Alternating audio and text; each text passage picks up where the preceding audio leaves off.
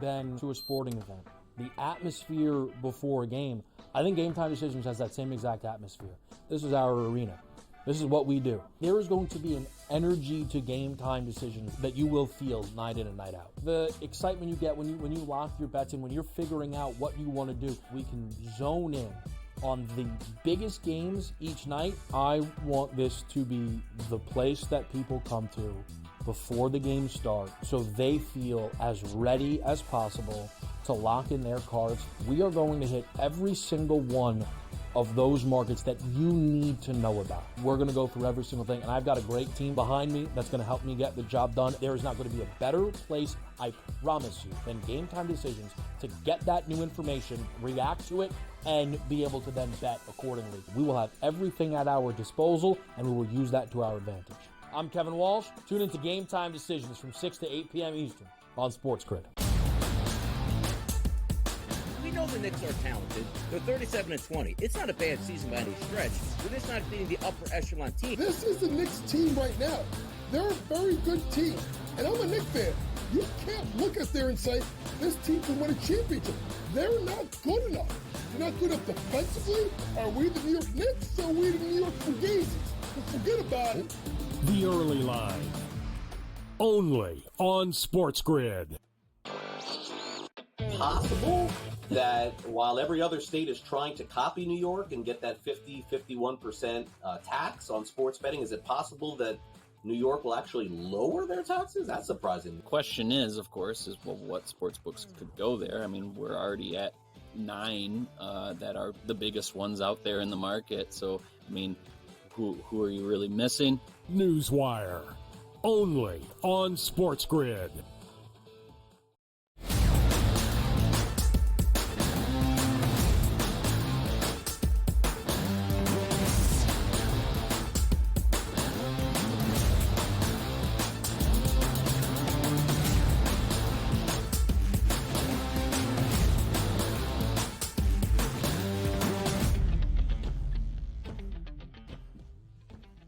It is hour number 2. It is the 4th day in the month of March. Live right here on a Tuesday on the Early Line on SportsGrid. He is Donnie right side. I am Ben Stevens. Conference tournament week has already begun in college basketball. It started on Sunday. It continues this week, largely at the mid-major level, and of course next week at the high major level. So conference tournament week is really weeks. But regardless, it is the madness in the month of March. And Donnie, one of the beautiful things about conference tournament week at the mid-major level is there might just be one bid in each of these leagues. And that only bid, regardless of what you did, in 30-plus games in the regular season, could come down to only 1 week in just a few contests. And that is in a conference tournament trying to grab that league's automatic berth to the NCAA tournament. It is the beautiful thing about this month of March, and with 3 more conference tourneys starting on this Tuesday, we break it all down to start off hour number 2.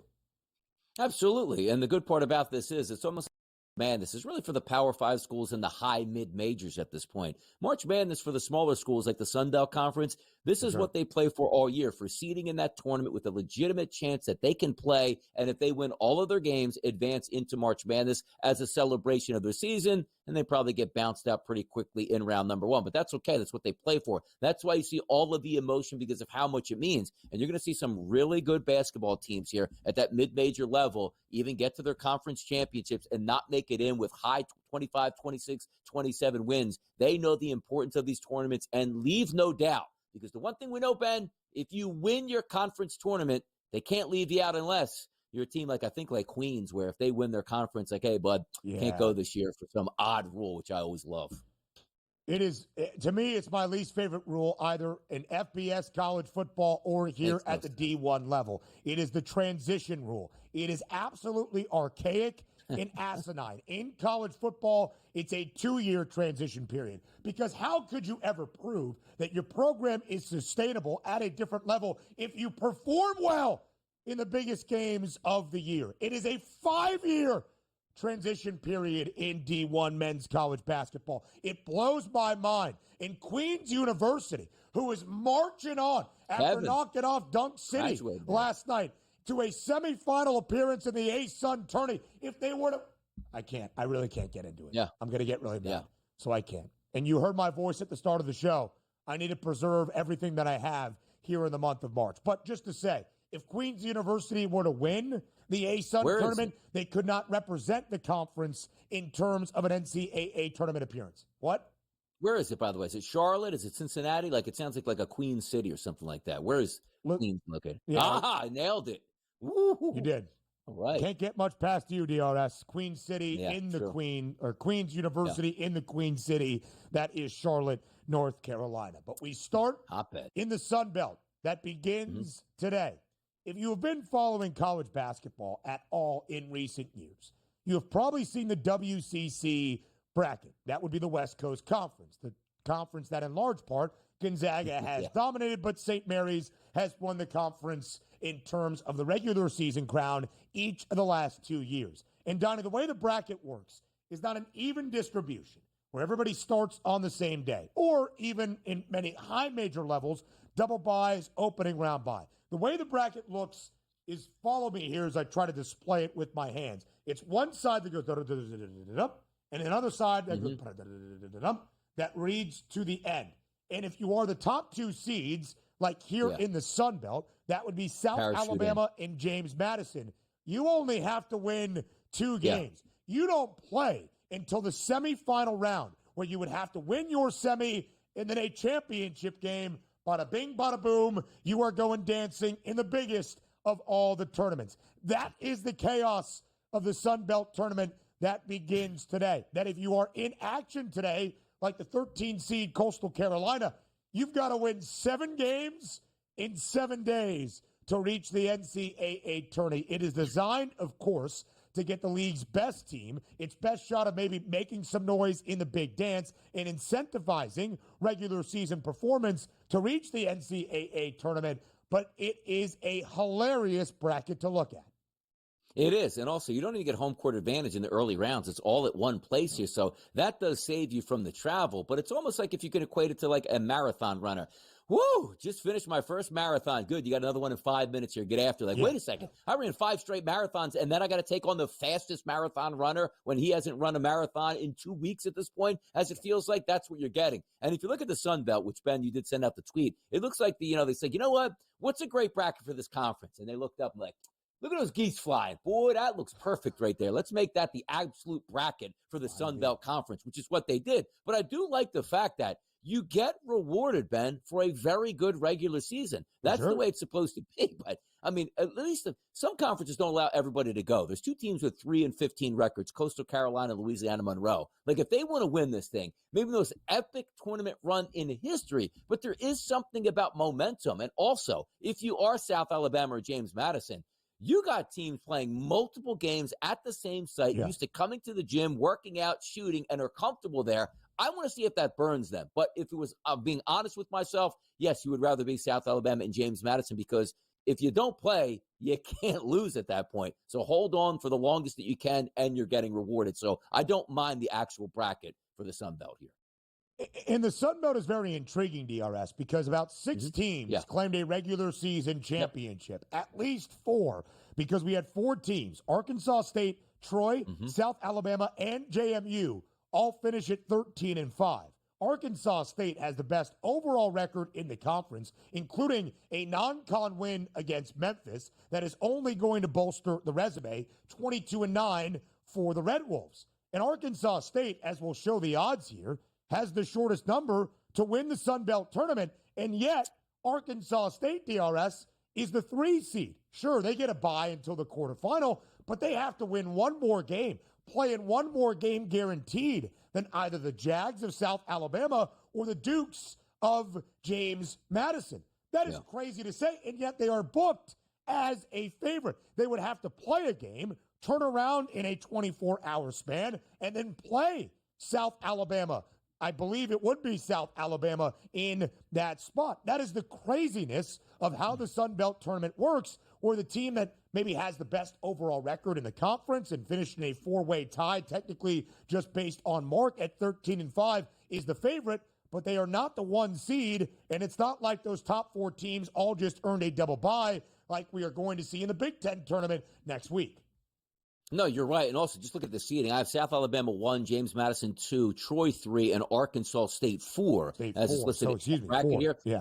But same thing, same setup. You have to win the same thing as the number 3, which is why I look at this when you have the 13-5, 13-5, 13-5, 13-5. Sometimes things don't break against you. But as I just pointed out, there is something to be said about Arkansas State and Troy, Ben, getting a team that they're probably better than, playing on that court here and winning a basketball game. And I call it the slingshot. Your vibes are good. You probably shot well. You want to get right back out on the court, where South Alabama and James Madison haven't played yet on that court just yet, and maybe not as fresh as they should be, because this tournament's been rolling on for days and days and days, and you're not getting that live look that you would, let's just say, in regular conference play throughout the season. So I take a look at Troy at a 4-1 price. If you're not going for the ultimate 1 or 2 seeds here, shooting 50% of their total attempts from three-point range, which means if they get hot, they can beat anybody, and also very good at getting to the free throw line. And also, once again, not the 1 or 2 seeds, looking for that slingshot performance where they can beat the winner of game number 8, get the vibes good, and then maybe catch James Madison on an off night and find yourself in the final with a 4-1 ticket here with a great hedging opportunity.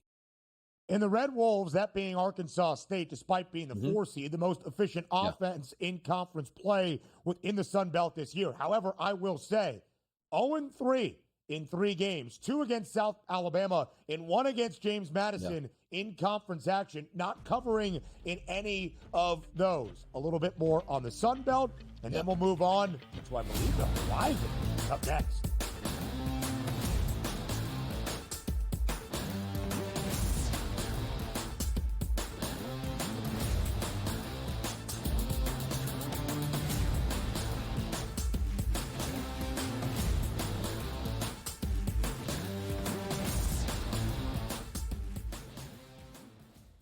The Eagles got it done.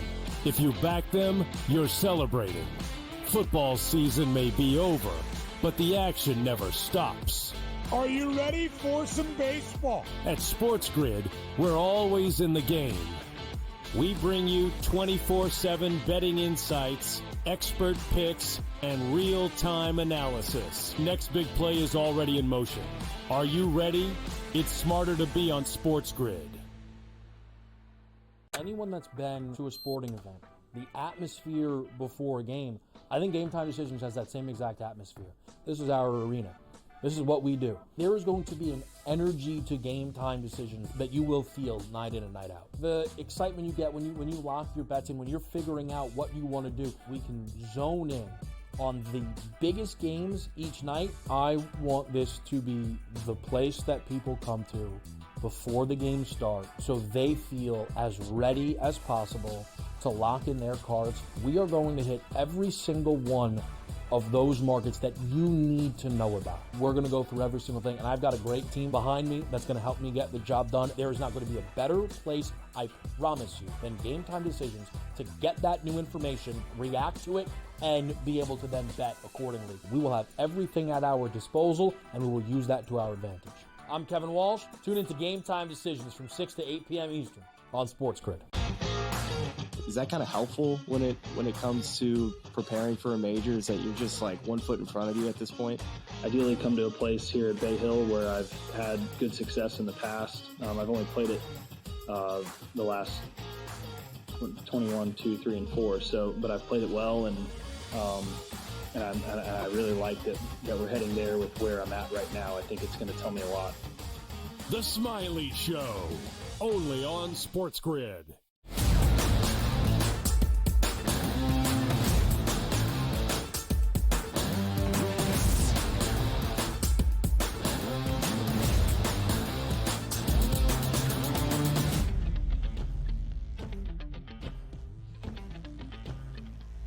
Just one final point about the Sun Belt tournament odds. Arkansas State is the 4 seed and yet booked as the favorite, as we spelled everything out. A 2-1 price on the Red Wolves. DRS, they are 13-5, both straight up in Sun Belt conference tournament action or conference action this year, and 13-5 against the spread. All 13 wins, a cover for Arkansas State. all 5 losses a non-cover, including 3 of those 5 conference losses against the top 2 seeds in the tournament, South Alabama and James Madison. Troy there at a 4-1 number, and then you see that shelf in the very, very large drop-off, having a 5X that price for Troy to get to anybody else around the conference, because even Troy as the 3 seed, they get to buy all the way to the quarterfinal in the run that you have to go on. But, Donnie, you made this point, right? If you are Arkansas State, you will get a game under your legs in the conference tournament before you match up, if you do get a win, against that top overall seed in South Alabama. March is about madness. March is about momentum, especially in conference tournaments. No, it really is. And you take a look at kids, back-to-back games, they can play. Maybe even on a third game, okay, but some of those scenarios where they get 4 and 5 games in, those legs will eventually give out. But understand this, too, same building, which is key. So if you are going to look to make that run, you're not going from this state to the next state to another state to then a convention center somewhere. It just makes it a little bit easier, and maybe you can just get hot at the right time to get used to playing on that same court, and maybe that'll affect it on the way out. So we'll see how it plays out. A fun tournament nonetheless, but it would be interesting to see if a team that's so bad could win 7 straight basketball games against better opponents every like you're playing almost like an old Nintendo game back in the day. Like you got to face the bully at the end of each stage 7 times in a row. Goodness gracious.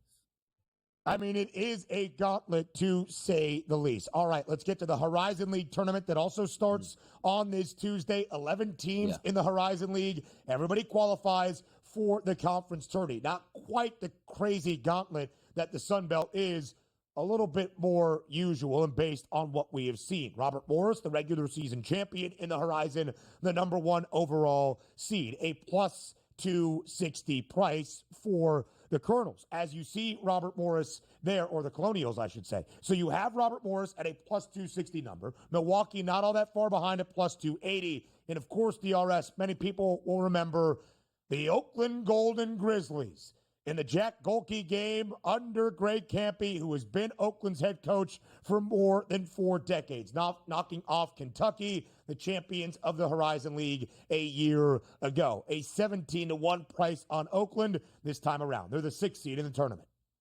Yeah, and it's going to be, for me, I'm taking a look more at the top end of the spectrum. That's Robert Morris. Understand this, too, because we just told you every single game in the Sun Belt is played at a convention center, neutral site for everybody. Not the case in the Horizon League. First 2 games will be played on the home court before they move to Indianapolis. Then you have the sort of convention center, and everybody has the same advantages, and just bring your fan base there. But for me, it's simple. Robert Morris down the stretch, Ben, 13 of 14 wins. The only loss in that stretch by 2 points here. I'm just taking a look at the hot team in this conference that also, overall, defensive efficiency is the best in conference play. That's the way I'm leaning. So, plus 260 in this one. Looking at the 4-1 price as a chance with Troy in the previous. I'm not biting too far of the apple down. I'm just going to take the hottest team here, picking up some easy wins and holding true to their metrics by playing great defense.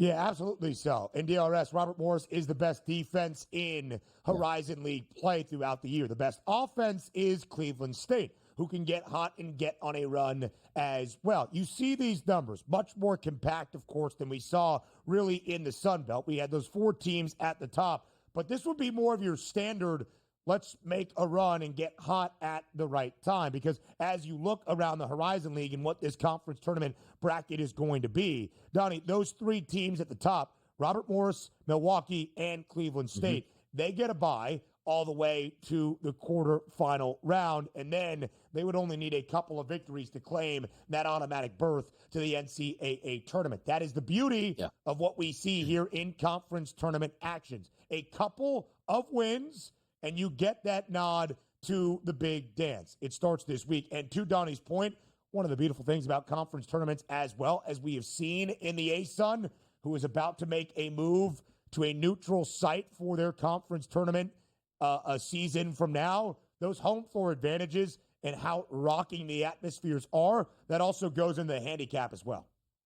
Yeah, it does. Of course it does, because most teams in college basketball, you look at the home and away splits here, they're crazy for the home team. Why? because the travel arrangements aren't a 4-star, 5-star charter jet with an unbelievable place to stay. You're rested and ready and everything at your fingertips. Some of these conferences, you're taking long bus rides here on weekend sweeps and say, boy, I'm just happy to actually make it to my destination, let alone play tremendous basketball. So it does play into it. And if you're the higher seed, you're going to get some home court advantage to start out. That's the way it's supposed to be. Help your better teams get into the conference tournament, and a lot of these conferences understand that.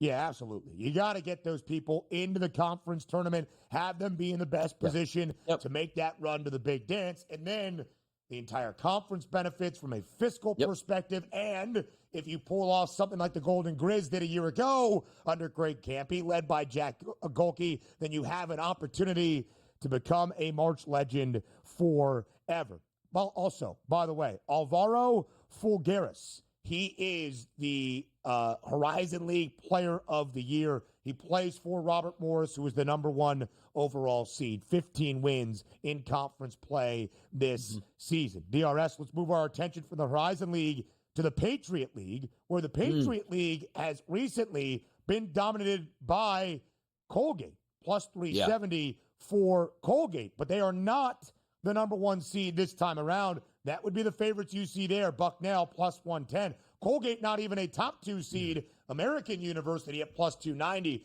2 seed in the Patriot League tournament. Yeah, here's the key to this one, Ben, right? All of the games are played at the higher seeds home gymnasium. So you take a look at that Bucknell price and say, oh, that's cheap at plus 110. Why is it so extensive? Well, if you look at Bucknell, unbeaten in conference play at home this season. So you just sort of play out the metrics. Good basketball team at home the whole time. Haven't lost all season. Yeah, there's a good chance they win the Patriot League this year. We will talk about the Patriot League tournament, what we have moving ahead, and, of course, recap a little bit of action in the A-Sun tourney. Our first conference tournament to get underway, already reaching the semifinal round. Plenty more on the early line up next.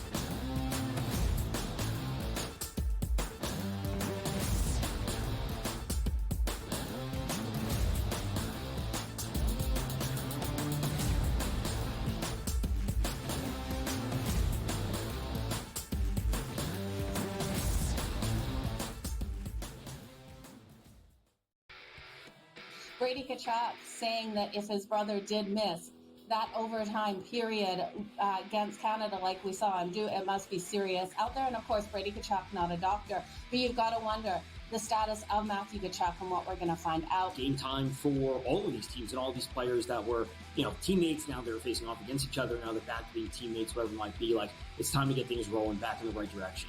NHL Today, only on SportsGrid.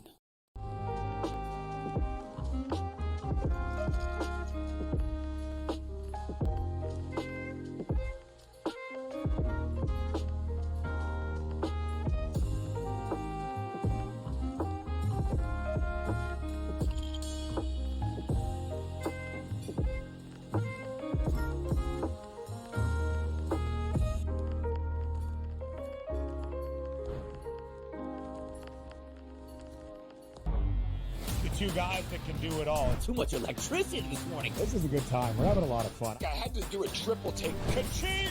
Why? Because of parody. I didn't mean to offend. Yeah, it's not going to happen. Load management is a dirty word. Let him rip. You know what?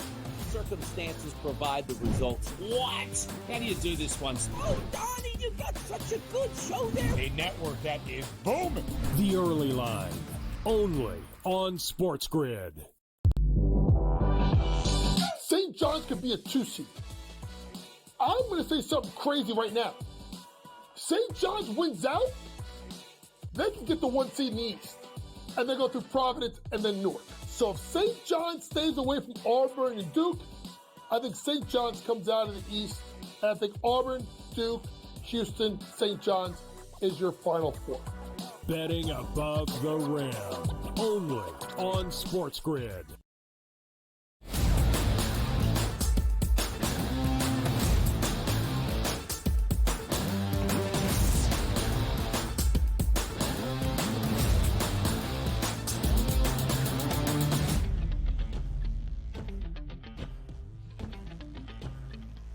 Patriot League Tournament Talk live right here on the early line on SportsGrid with a look at what is already happening in the ASUN tournament as well. DRS, as we said right before the break, when you've thought about the Patriot League tourney in the last few years, 4 consecutive years, Matt Langle and the Colgate Red Raiders have won this tournament and often been looked at as a team that could make an opening round splash and upset a heavy hitter in the NCAA tournament. In the last 5 tournaments we have seen, Colgate has represented the Patriot League. They did not win the conference tourney back in 2020, but of course, as we know, no big dance that year. So 5 consecutive trips to the NCAA men's tournament for Matt Langle and Colgate. This year, though, not the favorite, not the 1 seed, not the 2 seed, a 10-8 record in Patriot League action, and the 3 seed with that 3rd best price. Still shooting the 3 well, still taking a lot of threes. That is the staple of Colgate basketball. It just hasn't been nearly as crisp this year. And as you said, Bucknell perfect, undefeated in Patriot League play, very deserving of that number 1 overall seed and that short plus 110 price. Yeah, and again, everybody's going to be home now, so the higher seeds, so keep winning, keep staying at home at this point. And Bucknell, 13-5 in conference play, got the tip over American, who is also 13-5. But how about this? You want a little, let's just say, / trivia here for Colgate? Please. You want to give you a little trivia for them? All right. Did you know, in the mid-1990s, your boy, Donnie Rightside, played a summer of travel baseball with Matt Langle? How about that? So maybe can I reach out, maybe get some insider information? Whoa. What do you say? Could do it. You don't say, There you go. DRS. Yeah. It's pretty Good impressive second stuff. baseman he was. By the way. Yeah. Oh, good Matt second Langle. baseman. And a good basketball coach. And as Great Donnie basketball clarified player, right there, Bucknell undefeated at home in Patriot League action, 13-5 overall. Yep. They are very good, Bucknell, in terms of what they can do defensively. And, of course, we'll see if your guy, Matt Langle, can make another Red Raiders run for Colgate here in what would be now the Patriot League tournament. Robert Morris, by the way, back to the Horizon League, one of the best covered teams in the country. 3 teams at the D1 level around men's college basketball covered in at least 80% of their conference games this year. UC San Diego, under Eric Olin, who is absolutely incredible out in the Big West, 16-2 against the spread. Florida A&M in the SWAC, 14-3 ATS. And Robert Morris, the Colonials, 16-4 against the number in Horizon League play this year. And one of the beautiful things, DRS, not just betting the conference odds overall for what that tournament action is going to look like, but make sure you know those trends in game-by-game odds so you can profit as many times as possible with some of the best teams at the mid-major level this year in college basketball. Exactly. And what I've been telling you all season long, like versus like competition. This is the final week for like versus like competition where you know these teams stand up in conference play, the statistics against individual teams. Because you look at the Patriot League, you know, the offensive rating, if you're looking at KenPom, everybody looks like they're really bad. But you know what? They all play each other, so you don't have to worry about how they match up against Clemson, Duke, or Texas A&M. You know exactly how they match up against each other, and also pointing out, understanding the flow of these conference tournaments. We already went over multiple things where, hey, look, we're going to really prop up the 1, 2, 3, and number 4 seeds. And if you want an underdog, you have to win 5 games in a row just to get there. And understanding leagues like the Patriot League, every single game is on the higher seeds home court. Those things matter when you're handicapping all the way through, and use them to your advantage. Bucknell won 9 of their last 10, 6 straight in Patriot League action. They covered in those 6 wins in a row and in their last 9. Bucknell, by the way, did play 4 high major programs this year. Maryland, Gonzaga, Kentucky, and Syracuse.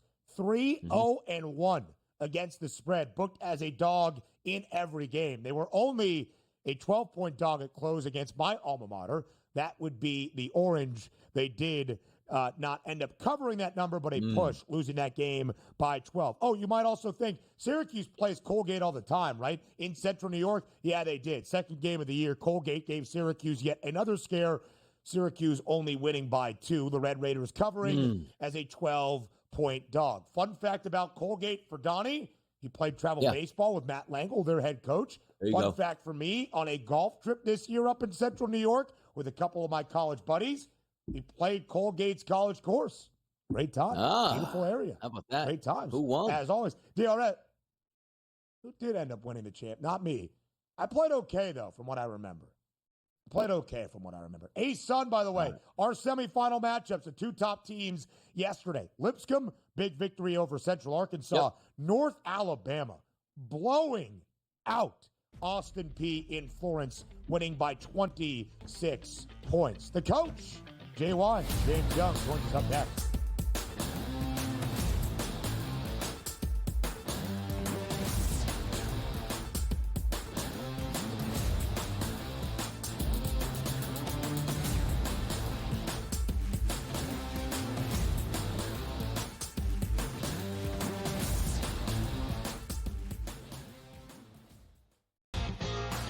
Is that kind of helpful when it comes to preparing for a major? Is that you're just like 1 foot in front of you at this point?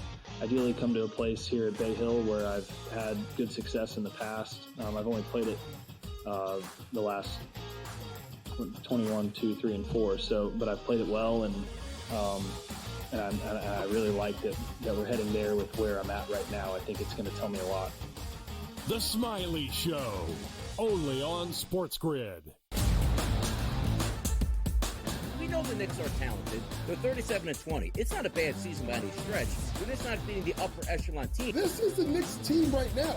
They're a very good team. And I'm a Knicks fan. You can't look at there and say, this team can win a championship. They're not good enough. They're not good enough defensively. Are we the New York Knicks or are we the New York Fugazis? Forget about it. The Early Line, only on SportsGrid. Big news out of New York. Mitchell Robinson cleared for 5-on-5. OG Anunoby cleared for 5-on-5. That's big news for the Knicks as they start to get themselves healthy. It's about constructing the right roster, the combination of veterans, young guys, and transfers. Betting above the rim, only on SportsGrid. I guess this is the battle for second place in the NBA's MVP. It's been Shai Gilgeous-Alexander. He was like minus 250 a couple months ago. Then last month it was 3-1. I think it's now up to minus 440 here. Voter fatigue is a real thing, but there is a chance for him to maybe go on a hot tear, go on a stretch that maybe opens the conversation back up a little bit. I wouldn't say Shai's completely out of the woods just yet. Newswire, only on SportsGrid.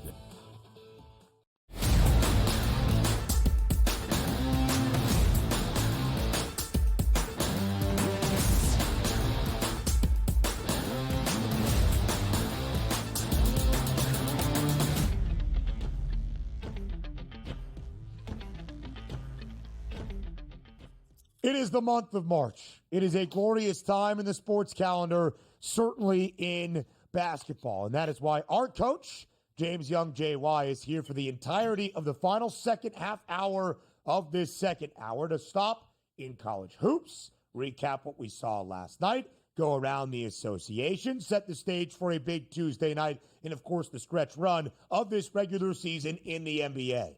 JY, we appreciate the time as always. Thanks for being here on TEL. We have hit March, Big Ten, Ben. Big Ten game last night, big win by UCLA. But what a time! It's March. It's all ball. Yeah, a ref swallowing a whistle when Nick Martinelli was absolutely hacked as Northwestern tried to make their comeback in the final 3 minutes. UCLA does get a road win in Evanston by 4. Let's get to the ACC, JY. Duke, only one conference loss, only 3 L's the entirety of this year. 27-3. The record for John Shire and the Blue Devils now in year number 3 for Shire at the helm in Durham. Led by a huge performance in maybe, and probably not maybe, more than likely his final game inside Cameron Indoor. That would be Cooper Flagg. 4th consecutive win for Duke by at least 33 points as they absolutely blow out Wake Forest 93-60. Does it burst the bubble for the Demon Deacons? Perhaps. Duke, a 20.5-point home favorite. They cover that number. JY, there are so many things that we can highlight when it comes to the way the Blue Devils have played basketball, especially in ACC play. What stands out to you most about how dominant Duke has been in conference action? They crush you both sides of the ball. And I think that's an important thing to understand. A team Ben, that's one of the slower teams in the country. Folks, Duke had 2 points in the first 6 minutes of the game. They scored 91 in the last 34. Like, it was amazing how once they settled in, they got everyone involved. And I thought that was what I saw last night. We'll get to Cooper Flagg and his stats last night because they were tremendous. But Knapple gets you 17. Proctor gives you, 12. Gillis, a transfer from Purdue, gives you 11 off the bench. Evans gets you 8. Ben, they overwhelm you. And they overwhelm you because Cooper not only can score, but he can get other people involved and create shot opportunities. You saw every time that he drove the ball to the basket, Coach Forbes, they just loaded up on him. And this guy just continues to just make smart decision out of smart decision. And if you're Wake, you can't get outshot 47-33. You can't get outmade at the three-point line, by 15 or so points. And you can't give up more shots. You got to control the tempo. They did a good job in the first 6 minutes, but Ben, unfortunately, you got to play a full 40 with this Duke team right now. Let's keep it with Duke right here, Coach, because it's very interesting. It's a high major conference in the ACC. Is it the best talent that we've seen top to bottom? No, it's not. But still, quality opponents on a night-to-night basis. You see that loss on the road to Clemson, 77-71, and then it seems like they hit the afterburners. Can we trust this stretch of games with the Duke Blue Devils heading into the ACC tournament and March Madness? Or is it something that is like sooner than later, they're not going to have their A game every single night, which it seems like, Coach, they always do. They have staying power because they defend. That's the key thing. They defend, and they defend at a ridiculously high level, Donnie. And when your best player, the number 1 pick in this year's draft, is your best defender, it's easy to get everyone else to buy in because Cooper's bringing it on the defensive side of the floor. I mean, listen, if they were to give out Defensive Player of the Year in college basketball, it's Cooper Flagg. It's Cooper Flagg for what he does, raising everyone's game. And we talked about John Shire quickly. The guy's got to get credit, right? Because he's taking young kids, transfers, holdovers, and they're all buying in. And that's the key. When you develop these rosters, guys, it's roster construction becomes important. You can't just go like Cal and just go get transfers and go get all guys that are high major kids. You got to get guys that fit that and want to play together. And John Shire, along with Jai Lucas, who probably will be the next coach at Miami, have mastered that at Duke. Yeah, they absolutely have. And often you think about a freshman construction for a team making a deep run in March. In the one-and-done era, it hasn't been overly successful in claiming a national championship in large part. This Duke team, not just the outstanding freshmen, but some veterans there as well. Tyrese Proctor, Mason Gillis, the Purdue transfer, who helped the Boilermakers get to the national championship game a season ago. Malik Brown, the Syracuse transfer. Sion James, so many players for this team that can contribute in a variety of ways. But of course, a focal point here in the month of March. He is already a household name. If Duke makes a deep run, will become even a bigger superstar. That would be Cooper Flagg. 28 points, 8 boards, 7 dimes, 3 made threes, 3 blocks, 2 steals last night. Almost out of breath for just reading Flagg's stat line. And JY, the outstanding freshman, has now become the front runner and the odds-on favorite once again to win the Wooden Award. They have gone back and forth, these two guys, Cooper Flagg and Auburn's Janai Broome, the last 2 weeks. When this season is done and all is said and done, who wins the Wooden Award in men's college basketball? It should be Cooper Flagg. I mean, if you think about it, guys, he's had 7 straight games where he shot at least 50% from the floor. 6 straight games where he gets you at least 10-plus rebounds plus assists, and he's a top defender. Leads the team in scoring, leads in assists, leads in rebounds, leads in blocks, leads in steals, and shoots at 83% from the foul line. That's nothing to take away from Janai Broome, who is obviously first in all 3 categories of points, rebounds, and assists. To me, it is the way Cooper has completely turned it on. I mean, that performance last night was so sensational because he gave you all that and the damn bag of chips by his performance. And he dominates on both sides of the ball. And when I say they run their offense through them, and I want people to understand this. This kid with the ball in his hands as much as he is, as a 6'8" forward, folks, do you know that he's got a 2-to-1 assist to turnover ratio? Like, I don't think that makes sense to a lot of people, that a guy that's a small forward who has to initiate the action with the amount of pressure he has on him has the ability to give you 2-to-1 assist turnover ratio. He basically is getting you as many steals as turnovers. That's wild, Ben. He's been fantastic. He's been the best player in the country overall. Nothing to take away Jedi Broom, but Cooper has been the goods. Two great basketball players, 1 and 2 in the country, probably in the Wooden Award, 1 and 2 in the country with their respective teams, Coach. But how about that number 3 team in the country, 18-1 in the Big 12, clamping down on defense with the Kansas Jayhawks last night in a 65-59 victory. Kansas shot better from the field, shot better from the three-point line, and from the free throw line, and still lost that game. It shows the many ways the Houston Cougars, Coach, can win basketball games, and that was on display last night. The Warden, a.k.a. Kelvin Sampson, had his prison guards all ready to go. And you made good points, Donnie, but there's levels to this, right? So when you think about this, how would the fact that Houston got 26 more shots up on the basket than obviously Kansas? You can look at the fact of Houston's guard play, Uzan, Cryer, Wilson, Sharp, 54 points. Smart play, by the way, by Kelvin Sampson, bringing him off the bench, Emmanuel Sharp. He's got to get going from the ankle injury. But here's the key. You can't go into Houston and commit 20 turnovers, 7 by Hunter Dickinson. When they defend like that, if the guards can make enough shots, Donnie, this team is legitimately the 3rd best team in the country and can make a serious run at the national championship. When you look at the Ken Palm ratings for these 3 schools at the top of the board and the top of the AP poll, Duke is the highest rated, 39.4. The net rating, 37.67 for Auburn, 35.14 for Houston. Some of the best teams we have ever seen in the last 20-plus years, all playing in the same college basketball season, all at the highest of levels. This NCAA men's tournament is going to be a good one. Let's get to the NBA with JY up next.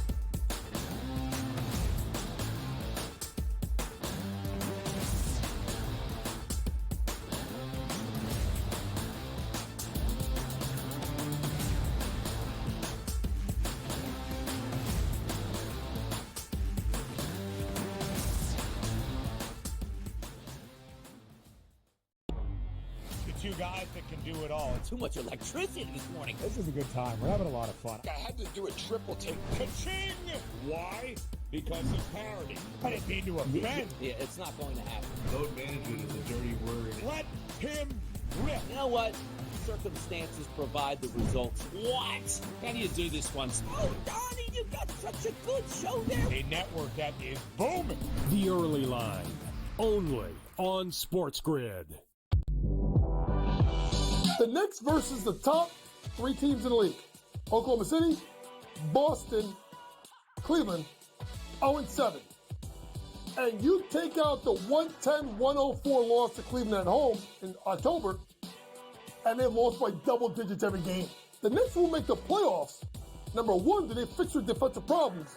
And 2, are they actually healthy? Betting above the rim, only on SportsGrid. Yeah, Duke the 1, Houston the 2. They're the 2 best defensive teams in the country. I want to see them play for the right to go to the Final Four because I think that would be a kick-ass game. Duke is really great on both ends of the floor. You know, they can score and they can defend, and that's why they win by big numbers all the time, because they're really good on both ends of the floor. I don't trust Houston's offense. Pharrell coast to coast, only on SportsGrid. The Eagles got it done. If you back them, you're celebrating. Football season may be over, but the action never stops. Are you ready for some baseball? At SportsGrid, we're always in the game. We bring you 24/7 betting insights, expert picks, and real-time analysis. Next big play is already in motion. Are you ready? It's smarter to be on SportsGrid.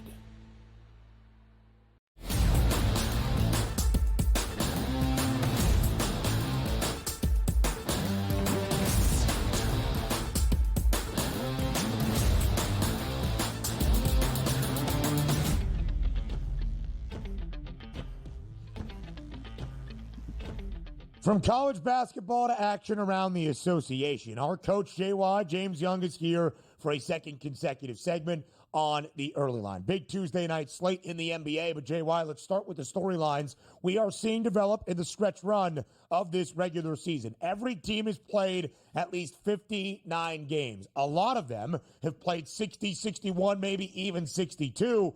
We're talking just about 20-plus games remaining in the regular season around the association. So it's time to firm up the playoff positioning and the pictures of these teams, who are the real contenders and who really won't make a lot of noise come postseason time in the NBA.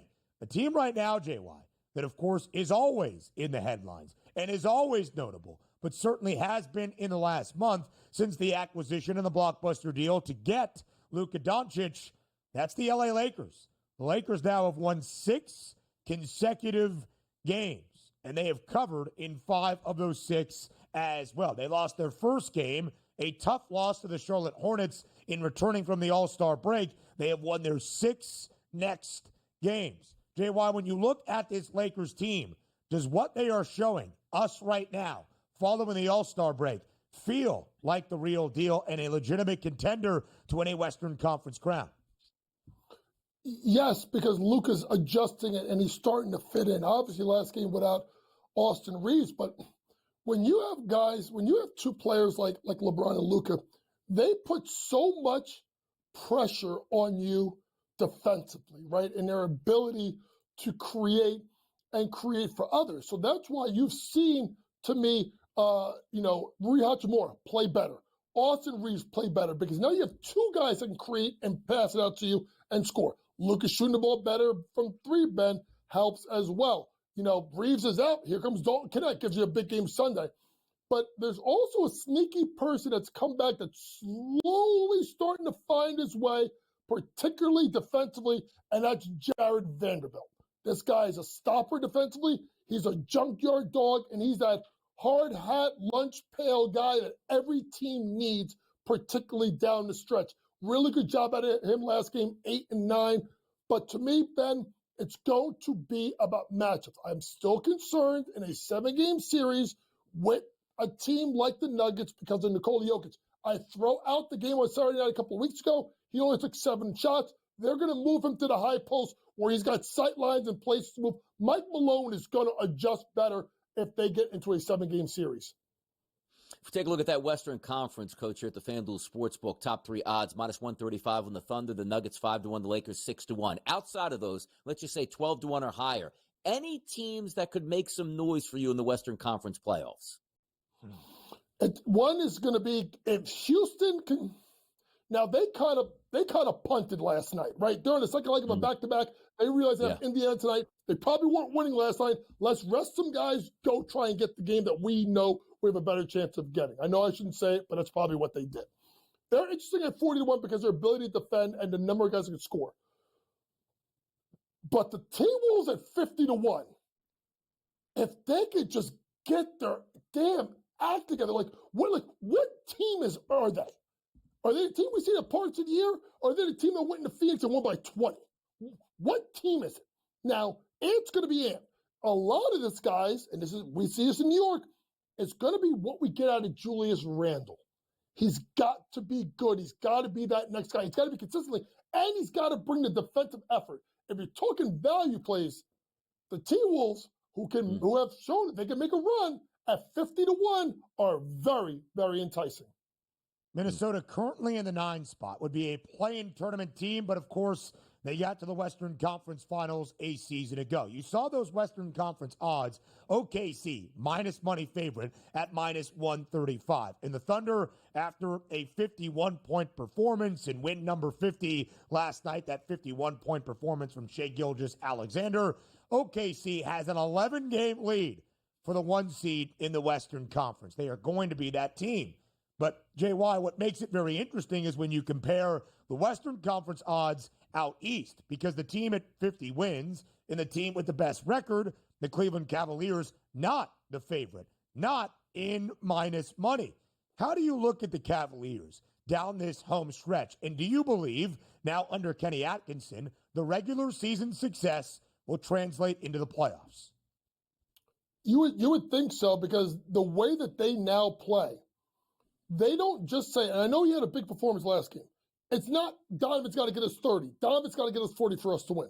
They are getting contributions, Ben, up and down this roster. And it's impressive, some of the guys. Like Ty Jerome, what he's giving you. I thought the trade for DeAndre Hunter was a stroke of pure brilliance, because I think he's that 3-and-D guy that allows them to kind of play different styles. Kenny's done a great job. We all know. What were their deficiencies? It came playoff time.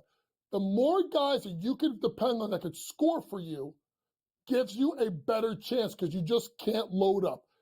If they were in Boston, if they were in New York, if they were in any major market in the country, I think we'd be seeing better odds.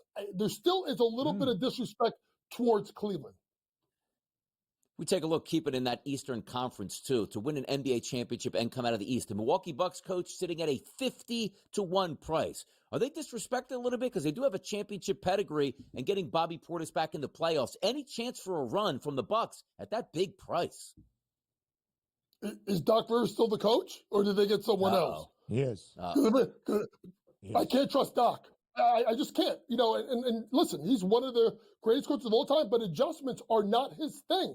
Maybe they get out of the first round, but then they're looking at the 4-5 matchup and getting. I don't think they're going to beat Cleveland. I don't trust him in that spot. It'll be interesting to see. The one team that we need to quickly give props to is, we talked about J.B. Bickerstaff. What a job he's doing in Detroit.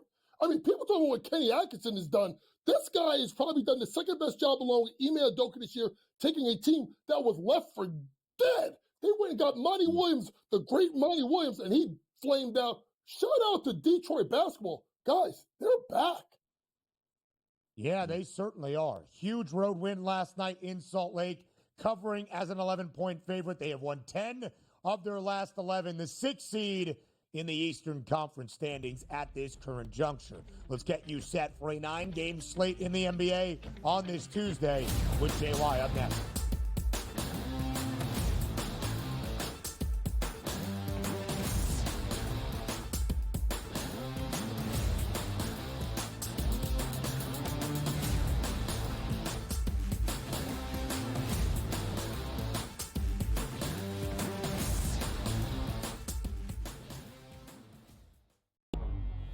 Two guys that can do it all. Too much electricity this morning. This is a good time. We're having a lot of fun. I had to do a triple take. Ka-ching! Why? Because of parity. I didn't mean to offend. Yeah, it's not going to happen. Load management is a dirty word. Let him rip. You know what? Circumstances provide the results. What? How do you do this once? Oh, Donnie, you got such a good show there. A network that is booming. The Early Line, only on SportsGrid. The Knicks versus the top 3 teams in the league.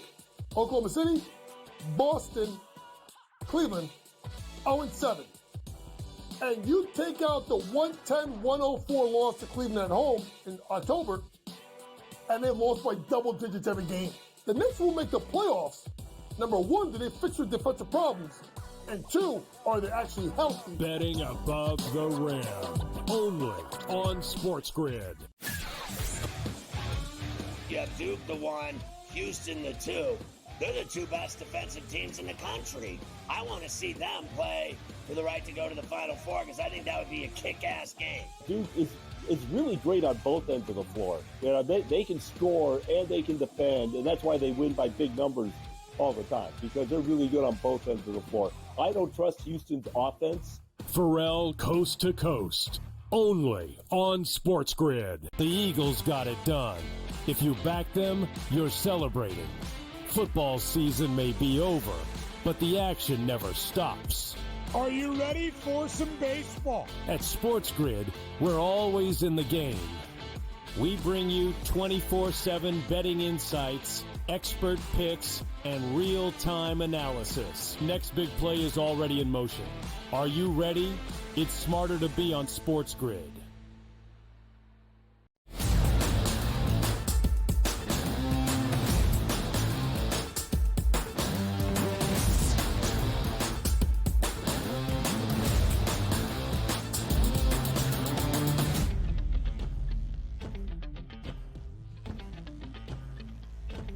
So right before the break, we talked about the top of the top, the best of the best in each conference, around the Western Conference and out east. Teams that are excelling or surpassing even high expectations this season. JY, there is also the inverse of that conversation. The teams that have been disastrous, the teams that have been a failure, the teams that have fallen well short of those expectations. The 76ers out east, and in the Western Conference, a part of tonight's 9-game NBA slate, the Phoenix Suns, currently 3.5 games out of even a play-in tournament spot.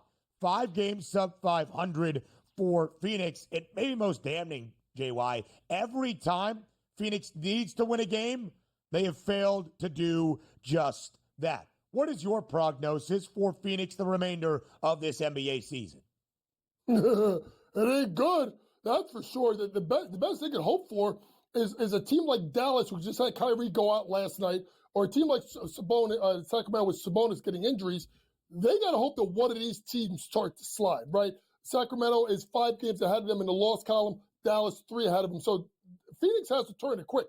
The reason why you can't believe in it, Ben, they have the hardest schedule left, according to Tankathon, with an average strength schedule of 587.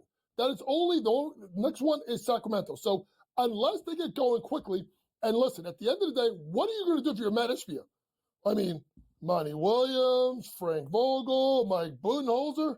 Are you going to fire a fourth coach, have 4 coaches in 4 years? At some point, players are going to just say, I can't go to this franchise because they're unstable. They have no draft picks. They have to literally, I'm sorry, Ben, they have to blow it up. They have to blow it up. Their defense is atrocious. Yusuf Nurkic is knocking the coach that he has no relationship. It's bad in Phoenix. And the only way to fix it is trade. The question is who is it going to be? Is it Durant or is it Booker, where you can get a lot more on the market? The crazy part about this, too, is Beal, Booker, and Durant are all healthy, and they're at a 500-1 price to win the NBA championship. Who would have thought that at the beginning of the season? It's been a disaster. But, Coach, the games, as we do say, still go on tonight. Clippers take on the Phoenix Suns. This line opened up overnight at the FanDuel Sportsbook as a -1 for the Clippers. Now we're seeing 2s at the FanDuel Sportsbook. Another outlet showing now 2.5 and a total of 225. The Phoenix Suns, to me, are just cooked at this point. Well, at least the Clippers are playing for something. Does that factor into your advantages tonight, or do the Suns show up for once? Well, they were supposed to show up on Sunday, and they got 20-pieced at home by Minnesota. So at this point, I can't trust Phoenix 2-8 straight up the last 10 games. I'm going to just take the Clippers on the money line tonight. Ty Lue's done a tremendous job. They're more healthy. They're more engaged. Now, listen, I still think they're going to probably end up in the play-in tournament as well, because it's so jumbled in the Western Conference. Right now, they're the 7th seed, but you have 2 games that separate, I think, 6th from 10th.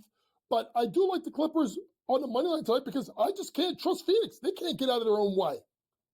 In more bad news for our guy, DRS, Norm Powell, who exited Sunday night's game against the Lakers with a hamstring injury.